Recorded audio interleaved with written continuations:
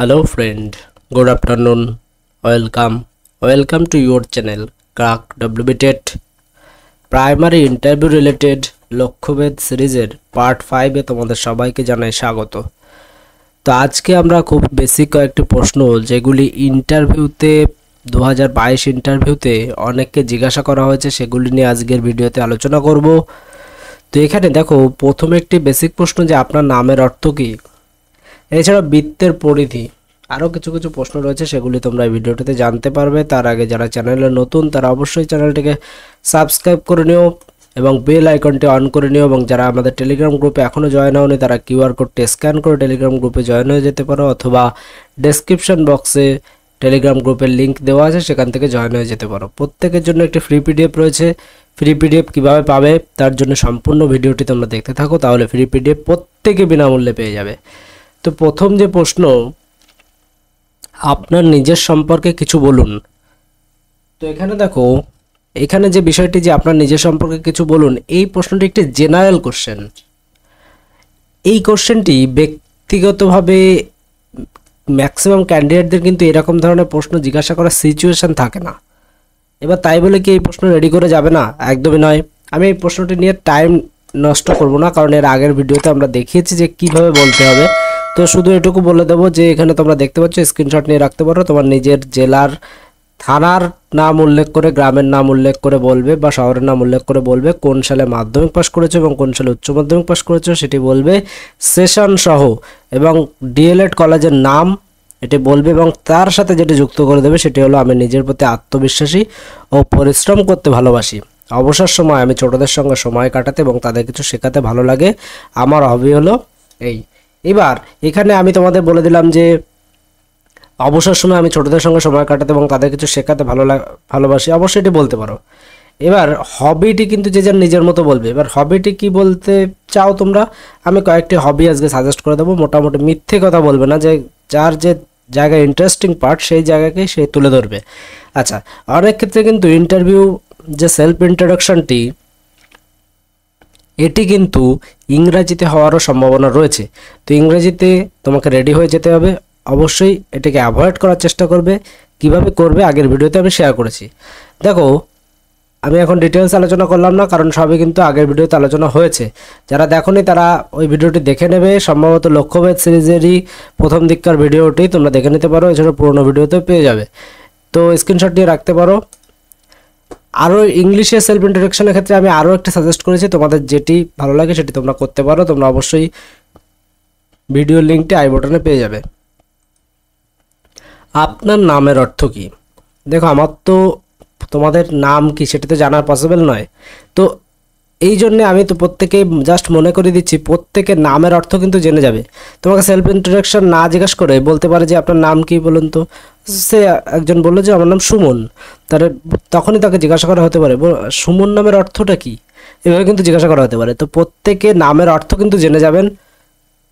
প্রয়োজনে ডিকশনারি অথবা গুগল ঘেটে তোমরা প্রত্যেকে তোমাদের নামের যে অর্থ সেটি অবশ্যই দেখে, এবং তার সন্ধি সমাস যদি হয় বা কোনো বিশেষ ব্যক্তিত্বের সাথে যদি সেটি ম্যাচ করে, তাহলে সেই বিষয়টি সম্পর্কেও সুন্দর করে নলেজ নিয়ে ইন্টারভিউতে উপস্থিত হবে, যাতে কোনোভাবেই তোমাকে বিপদে ফেলতে না পারে।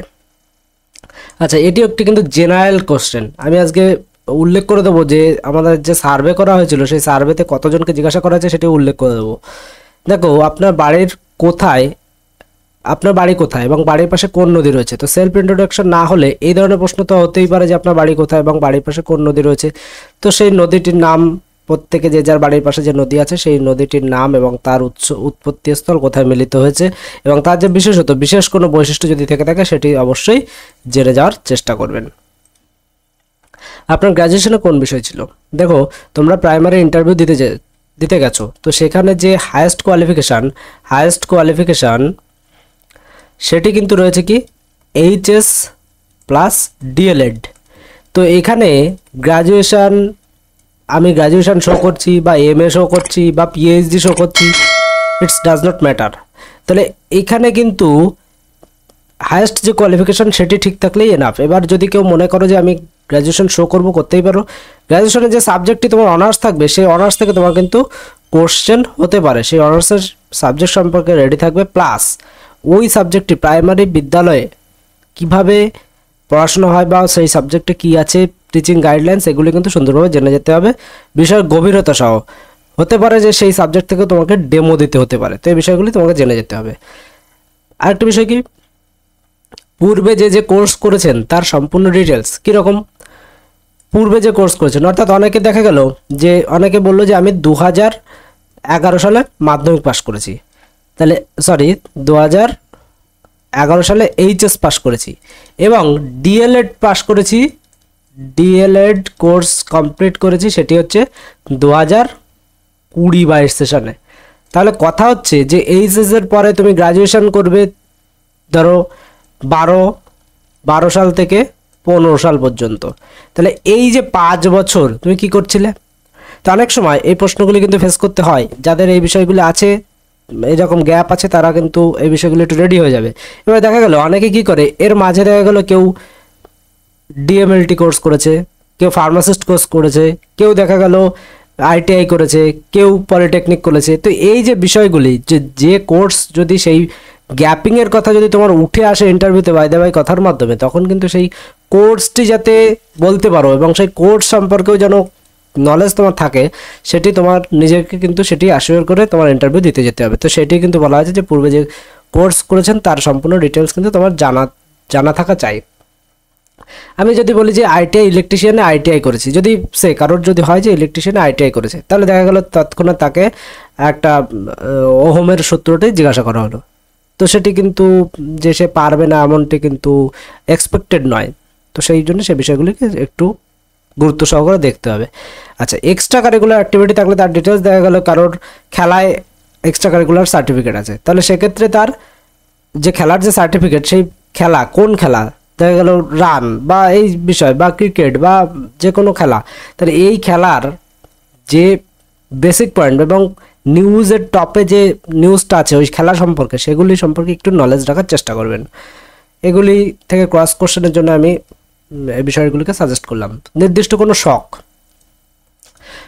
কি জিনিস, হবি, তাহলে তোমার শখের মধ্যে অনেকেই ভাবো যে আমার শখ কোনটা আমি নিজেই বুঝতে পারছি না। অনেকের আবার আছে যে অনেকে সুন্দর করে নিজেরাই সেটিং করে নিয়েছো যে আমি কোনটি হবি বলবো। তো যারা পারছো না তাদের জন্য আমি কয়েকটি হবি আমি সাজেস্ট করি যে এই হবিগুলো তোমরা বলতে পারো। এবার এর মধ্যে কোনটি তোমাদের বেটার লাগে তোমরা সেভাবে নিজেদের অ্যাকর্ডিং তোমরা সাজিয়ে নেবে। তো এখানে একটি হবি হতে পারে প্রাণী পোষা, অর্থাৎ যে পোষ্য প্রাণী, সে প্রাণী পোষা। এবার তুমি বলে বসলে প্রাণী পোষা, যেখান থেকে তো ক্রস কোশ্চেন করতে পারবে না। সাপোজ কেউ বিড়াল পোষার কথা বললো, তো সেই বিড়ালের বিজ্ঞানসম্মত নাম, কোন পর্বের অন্তর্গত, কোন গোত্রের অন্তর্গত, ইত্যাদি ইত্যাদি যে বিষয়গুলি হয়, আমি আনুষঙ্গিক আরও ভিডিওতে আলোচনা করেছি। সেই রকম ক্রস কোশ্চেনগুলো সব রেডি করে রাখবে। তার প্রিয় খাদ্য, সেটি মানুষের কী উপকারে লাগে, ইত্যাদি ইত্যাদি বিষয়, বা পরিবেশে কী উপকারে লাগে, সেই বিষয়গুলিকে তোমার কিন্তু জেনে রাখতে হবে। নেক্সট আর একটি বিষয় হচ্ছে মুদ্রা আর ডাক টিকিট সংগ্রহ। এটি কিন্তু একটি হবি, তোমরা বলতে পারো, একটা অড টাইপের হবি বলতেই পারো এটি। নেক্সট আর একটি হবি কি বলতে পারো, বাগান করা। এই বাগান করা যখনই বলবে তোমার কিন্তু এই বাগানের সাথে রয়েছে কিচেন গার্ডেন, এই যে বিষয়গুলি রয়েছে সেগুলি কিন্তু তোমার চলে আসতে পারে। ডাক টিকিট সংগ্রহ যখন বলবে তখন এই পিন নাম্বারের যে পুরো নাম সেটি কিন্তু চলে আসতে পারে, এবং যে পিন নাম্বারের যে কোড, সেই কোডটি কোন জায়গা, কোনটি কি ডিনোট করে সেটিও কিন্তু আসতে পারে। এগুলোকে কিন্তু রেডি হয়ে তোমাদের যেতে হবে। নেক্সট আর যে বিষয় রয়েছে কি, আমি আরও দু একটি বিষয় তোমাদের সাজেস্ট করব, যেমন খেলা, কারোর হতে পারে ক্রিকেট খেলা হবি, তাহলে সেই ক্রিকেট খেলা সম্পর্কে কিন্তু জানতে হবে। বর্তমান যে খেলাগুলি হচ্ছে দেশ বিদেশের যে খেলা, সেগুলি সম্পর্কে জানতে হবে। কাদের মধ্যে খেলা হচ্ছে, ক্রিকেট খেলায় কোন ট্রফি দেওয়া হয়, এই সমস্ত বিষয়গুলি কিন্তু অবশ্যই জেনে যেতে হবে। মডেল তৈরি, একটি অড টাইপের সুন্দর একটি হবি রয়েছে, যে হবিটি অনেকেই বলতে পারো কিন্তু এ বিষয়ে অবশ্যই নলেজ থাকা প্রয়োজন। সেটা কি? মেডিসিনের উপর, মেডিসিন অর্থাৎ ওষুধ নিয়ে ঘাটাঘাটি করা।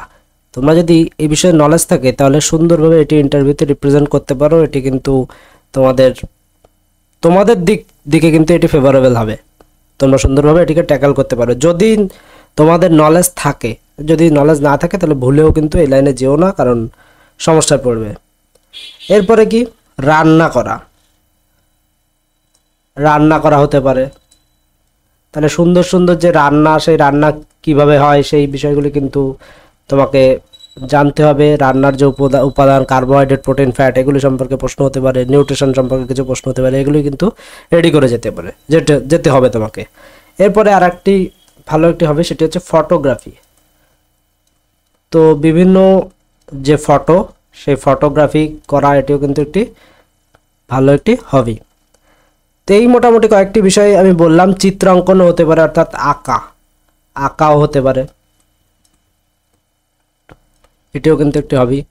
তো এই যে বিষয়গুলি, এই বিষয়গুলির মধ্যে যার যেটি ভালো মনে হবে সে নিজের অ্যাকর্ডিং নিজের কাছে জিজ্ঞাসা করো যে আমার কোনটা করলে বেটার হবে, তো সেইভাবে কিন্তু সে করতে পারে। আরও একটি হবি বলা যেতে পারে ভ্রমণ বলতে পারো, শিক্ষামূলক ভ্রমণ বলতে পারো, বা আদার্স কোনো ভ্রমণের কথাও বলতে পারো। তো সেক্ষেত্রে কিন্তু সেই এলাকা বা ভ্রমণের বিভিন্ন জায়গা সম্পর্কে নলেজ রাখতে হবে। বাই দা বাই বিভিন্ন রকমের প্রশ্ন কিন্তু আসতে পারে, আগে আমি আলোচনা করেছি এই বিষয়গুলি সম্পর্কে। তো মোটামুটি এই কয়েকটি বিষয় আমি সাজেস্ট করে দিলাম। যার যেটি ফেভারেবল মনে হবে সে সেটিকে হবি হিসাবে রেডি করে ফেলো। তো যেটি তোমাদের আগে বললাম যে যদিও আদার্স কোনো কোর্স করা থাকে তাহলে সেই কোর্সগুলি সম্পর্কে স্পষ্ট নলেজ রাখবে, তার বইগুলি সম্পর্কে নলেজ রাখবে। আমি আর ডিটেলস এখানে আলোচনা করলাম না। আমাদের প্রাইমারি ইন্টারভিউ প্রিপারেশনের জন্য মোট কিন্তু 3টে পিডিএফ রয়েছে, পিডিএফ 1, পিডিএফ 2, পিডিএফ 3। 3টে পিডিএফের প্রথমটি হচ্ছে ইন্টারভিউ প্রিপারেশনের সমস্ত গাইড দেওয়া আছে, সমস্ত মেডিটেশন, ভয়ভীতিগুলি কীভাবে কাটাবে, কিছু এক্সট্রা মেডিটেশন, মেডিসিনের কথাও কিন্তু পিডিএফ 1-এ উল্লেখ করা আছে। পিডিএফ 2-তে যে বিষয়গুলির যে লোকসভা, রাজ্যসভার আসন, জনগণনা অর্থাৎ জিকে সবই কিন্তু পিডিএফ 2-তে কভার করা আছে, এবং পিডিএফ 3-তে প্রিভিয়াস ইয়ারের সমস্ত ইন্টারভিউর প্রশ্ন উত্তর সহ আলোচনা করা আছে। 3টি পিডিএফ মিলিয়ে মোট কিন্তু 480 পেজ। বর্তমান অফার জানতে তোমরা কিন্তু ইন্টারভিউ লিখে হোয়াটসঅ্যাপ করো এই নম্বরে, তাহলে কিন্তু পেইড পিডিএফ সম্পর্কে তোমাদের ডিটেলস পাঠিয়ে দেওয়া হবে। এবং যারা ফ্রি পিডিএফ নিতে চাও তারা ইন্টারভিউ ফ্রি পিডিএফ লিখে এই নম্বরে হোয়াটসঅ্যাপ করবে। ফ্রি পিডিএফটি কিন্তু একটি পাসওয়ার্ড প্রোটেক্টেড। পাসওয়ার্ডের জন্যে তোমরা আমাদের যে প্লেলিস্ট, এই প্লেলিস্টে ইন্টারভিউ পিডিএফ বুক, এই যে প্লেলিস্টটি তোমরা অনস্ক্রিনে দেখতে পাচ্ছ, এই প্লেলিস্টটি তোমরা ভিজিট করবে এবং এখান থেকে তোমাদের এই যে বইয়ের যে পাসওয়ার্ড, সেই পাসওয়ার্ডটি তোমরা এখান থেকে দেখে নেবে। আর ইন্টারভিউ প্রিপারেশনের জন্য প্রাইমারি ইন্টারভিউ প্রিপারেশন এই প্লেলিস্টে অবশ্যই দেখো, তাহলে কিন্তু তোমাদের অনেক উপকারে লাগবে। চলে যাই পরের প্রশ্ন যেটি রয়েছে, বৃত্তের পরিধি বলতে কি বোঝো? বৃত্ত সম্পর্কিত সম্পূর্ণ ডিটেলস। তাহলে এই যে বৃত্তের পরিধি বলতে কি বোঝায়, এই প্রশ্নটি যদি করা হয় তাহলে সংক্ষেপে এই উত্তরটি দেওয়া যেতে পারে যে একটি বৃত্তাকার পথের সম্পূর্ণ দৈর্ঘ্যকে বোঝায়। কি বললাম? অর্থাৎ একটি বৃত্ত, এই যে বৃত্তাকার পথের এই যে সম্পূর্ণ দৈর্ঘ্য, অর্থাৎ আমি যদি এই বিন্দুটাকে এই বিন্দু ধরি এবং এখান থেকে যদি শুরু করা হয় তাহলে এখান থেকে ঘুরে এসে আবার এই বিন্দু পর্যন্ত এই যে দৈর্ঘ্য, এটিকে বলা হয় বৃত্তের পরিধি। অর্থাৎ বৃত্তের যে মাঝখানে যে বিন্দুটি রয়েছে এটি হচ্ছে বৃত্তের কেন্দ্র। এটি সংক্ষেপে বলে দিতে পারেন। এইবার এই বৃত্ত সংক্রান্ত কয়েকটি ডিটেলস, অর্থাৎ কি বৃত্তের ব্যাসার্ধ, অর্থাৎ কেন্দ্র থেকে পরিধি পর্যন্ত যে দূরত্ব সেটিকে বলা হয় বৃত্তের ব্যাসার্ধ। এটিকে ছোট হাতের আর দ্বারা কিন্তু ডিনোট করা হয়। এবার এই বৃত্তের কিন্তু পরিধির একটি সূত্র রয়েছে, সেই পরিধির সূত্রটিও কিন্তু 2022 সালের ইন্টারভিউ অনেকে জিজ্ঞাসা করা হয়েছিল। তো সূত্রটি কি হবে? 2πr, যেখানে এই যে পাই অর্থাৎ পায়ের মান কিন্তু 22/7, আর আর এর হচ্ছে আর মানে হচ্ছে বৃত্তের ব্যাসার্ধ এবং বৃত্তের ক্ষেত্রফল। এই দুটি জিনিস নর্মালি জানতে হবে আমাদের, আর বাদ বাকি আরও কনসেপ্ট কিন্তু রয়েছে। তো ক্ষেত্রফল হচ্ছে পাই আর স্কোয়ার, যেখানে পায়ের মান 22/7 থাকছে এবং আর অর্থাৎ বৃত্তের ব্যাসার্ধ। তো এই দুটি জিনিস কিন্তু জানতে হবে। এর পরের একটি প্রশ্ন রয়েছে, একটা বিন্দু দিয়ে কটি সরলরেখা আঁকা সম্ভব? এটি কিন্তু বেশ কনসেপচুয়াল একটি প্রশ্ন। তো এখানে একটি বিন্দু দিয়ে কটি সরলরেখা আঁকা সম্ভব, আমি তোমাদের সামনে একটি বিন্দু আঁকলাম। এইবার এখান থেকে আমি এরকম একটি সরলরেখা আঁকলাম, অর্থাৎ এই সরলরেখার নাম দিলাম এবি। নেক্সট এই বিন্দু দিয়ে আরও একটি সরলরেখা আঁকলাম, এই সরলরেখার নাম দিলাম সিডি। নেক্সট আরও একটি আঁকলাম, তার নাম দিলাম ইএফ। অর্থাৎ দেখতে পাচ্ছ এখান থেকে আমি কিন্তু এই বিন্দু দিয়ে অসংখ্য সরলরেখা আঁকতে পারছি। তাহলে একটি বিন্দু দিয়ে কটি সরলরেখা আঁকা যায়, একটি বিন্দু দিয়ে অসংখ্য সরলরেখা আঁকা যায়। এই প্রশ্নটি কিন্তু গত ইন্টারভিউতে 46 জন ক্যান্ডিডেটকে জিজ্ঞাসা করা হয়েছিল। এবং এই যে বৃত্তের পরিধি বলতে কি বোঝো, এই প্রশ্নটি কিন্তু গত ইন্টারভিউতে 39 জন ক্যান্ডিডেটকে করা হয়েছিল। তো এই ছিল মোটামুটি আপডেট, যেগুলি ইন্টারভিউতে জিজ্ঞাসা করা হয়েছিল সেরকম কিছু প্রশ্নের ধরন তোমাদের সামনে তুলে ধরার চেষ্টা করলাম। ভিডিওটি ভালো লাগলে একটি লাইক করে দিও, বন্ধুদের মাঝে শেয়ার করে দিও, চ্যানেলে নতুন হলে চ্যানেলটিকে সাবস্ক্রাইব করে দিও। Thank you.